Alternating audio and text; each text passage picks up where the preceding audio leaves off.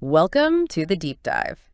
So, if you're looking ahead to 2025, thinking about personal growth, well, you're probably not alone. Definitely seems to be on a lot of people's minds. Right. And we've been looking at this pretty intense YouTube video. It features David Goggins. Oh, yeah. Goggins. He doesn't mince words. He really doesn't. Yeah. So our goal today is to kind of dig deeper than just the surface motivation. We want to unpack his core ideas, see how they might actually, apply to your life in the coming year. Exactly. Because let's face it, the whole self-help world can be a bit much. You get all this advice thrown at you. Totally. So we're not just going to repeat what he said in that Motiversity speech. We're trying to really dissect it, figure out the practical value for you, the listener. His style is very direct. Understatement, maybe. But yeah, he cuts right to the chase. And one of his big points right off the bat is how tough the world is. He sees it as this competitor almost, looking for weakness. It's a stark view for sure. Yeah. But his emphasis is really on, well, what do you do about it? He talks about getting back to the mental lab, like a dedicated space inside your head for real work. Mental lab. I like that. And he even jokes, get off podcasts. Sorry, listeners. But basically, tune out the noise, social media, distractions. Right.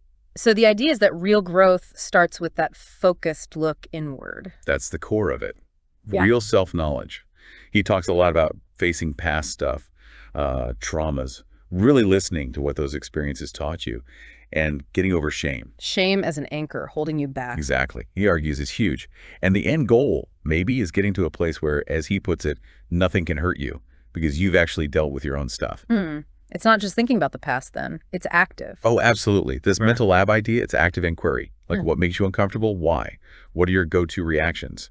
And then, consciously trying to change those patterns. So structured self-awareness leading to actual changes. Makes sense. Yeah, it's the foundation for any kind of lasting growth, really. Okay, so then he brings up this idea, chosen suffering, which sounds intense. It does. He contrasts it with, the suffering life just throws at you the unchosen kind.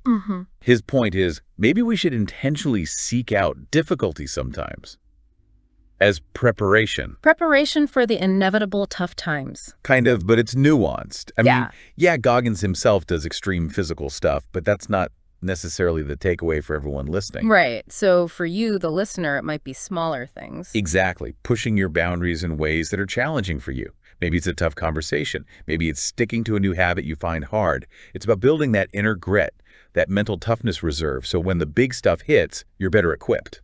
Got it. Okay, then there's this metaphor he uses, the live autopsy. Yeah, that's a vivid one. He talks about feeling like dead while alive and needing to figure out why. It's about examining what's not working while you still have the power to fix it. And the potential there, he says, is rebirth. Yeah. That's the powerful part. He insists all your past experiences, even the really bad ones, are just knowledge, data. So don't just bury them, study them. Right. Go through the archives of your life, I think he says. Review it proactively, pull out the lessons, and use them now. Turn the past hurt into, future wisdom. Okay, that connects to purpose, right. People talk about finding their purpose all the time. They do. Yeah. But he gives it a twist. He suggests that, external goals are fine. The real fundamental purpose is actually you. Meaning? Meaning the very purpose is you. Like if you don't even want to improve yourself, maybe you don't care enough about yourself. So the number one mission is just getting better, becoming a better version of you. And that drives him personally, it sounds like. Oh, completely. He talks about his past self, saying David Goggins wasn't good enough. That's his fuel, this drive to build a stronger self. He calls it building his Goggin. It comes from wanting to overcome his own history, his own limits, by just constantly pushing. It's a very internal benchmark. Totally internal. But then he balances that drive, that hunger, with humility. He tells that story about William Crawford. Yeah, the Medal of Honor winner who worked as a janitor. Right. Never talked about his heroism, just lived humbly. And the lesson there, I think, is that real strength isn't about needing applause or feeling superior. Crawford's quiet service, that showed incredible inner fortitude. Goggins even says he often feels beneath others, and that helps him connect and understand people. So growth comes from humility, too, not just aggression. Exactly. It's a crucial balance. Okay, so shifting slightly. He talks about motivation versus discipline. Famously says discipline eats motivation for breakfast. Right, motivation fades. Discipline is what gets you through. But he adds another layer, Which is, that you need a clear head for discipline to even work properly. He uses this analogy of a cluttered garage. If your mind is a mess full of junk, how can you consistently apply discipline? it gets lost in the chaos. Pretty much. So this idea of mental zones comes in, organizing your thoughts, creating structure internally so you can actually direct your discipline effectively. Like clearing the mental garage. Yeah.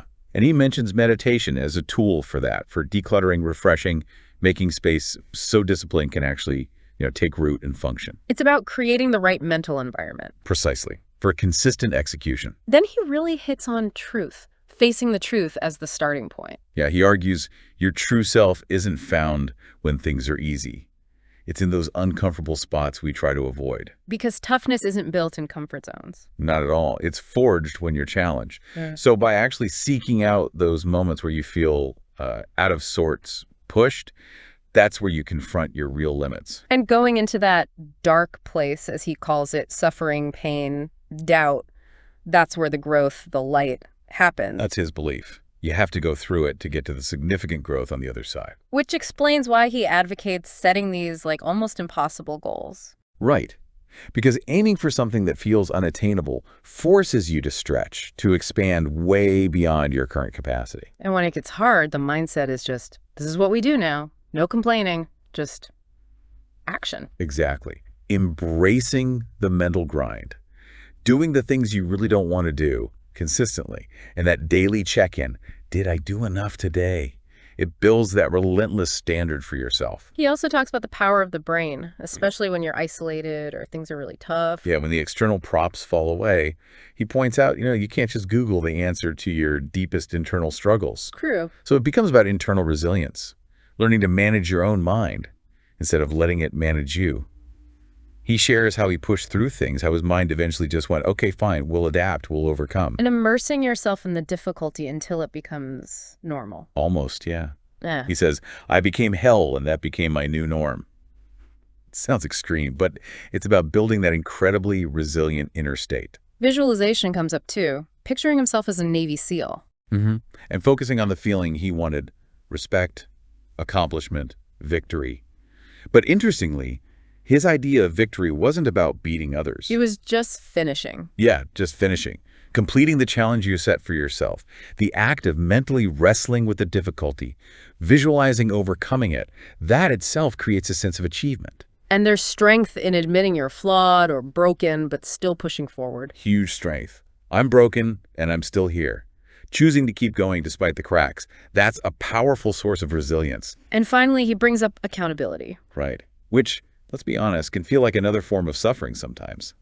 Holding yourself truly accountable is hard. But he connects it to confidence. Yeah, taking responsibility, owning your actions, that builds confidence. And more confidence leads to achieving more. It's a cycle. And it all seems to loop back to that main idea. That real self-discovery doesn't happen on the couch. It happens out there in the uncomfortable zones, through trials, tribulations, struggles, even suffering. That's where you find out what you're really made of. So if we boil it down, the core message we've unpacked here from Goggins is really about building that inner toughness deliberately. Yeah, through intentional discomfort and profound self-awareness, really knowing yourself, finding that internal purpose. And then just relentless self-improvement driven by discipline and that clear mental space we talked about. Exactly. And hopefully this whole deep dive hasn't just been, us talking about Goggins. The aim was really to pull out things you, the listener, can actually think about and maybe use for 2025. Right. Moving past just feeling motivated for a minute to actually building something lasting, like resilience, real growth. So maybe here's a final thought for you to chew on. Think about one specific area in your life right now where you know you're avoiding discomfort. Could be big, could be small. Yeah, where are you playing it safe? Right. And what's one small thing, one tiny act of that chosen suffering you could maybe commit to doing this week? Just to start building that inner toughness Goggins is talking about, something to reflect on. How do these ideas actually resonate with where you are and where you want to go?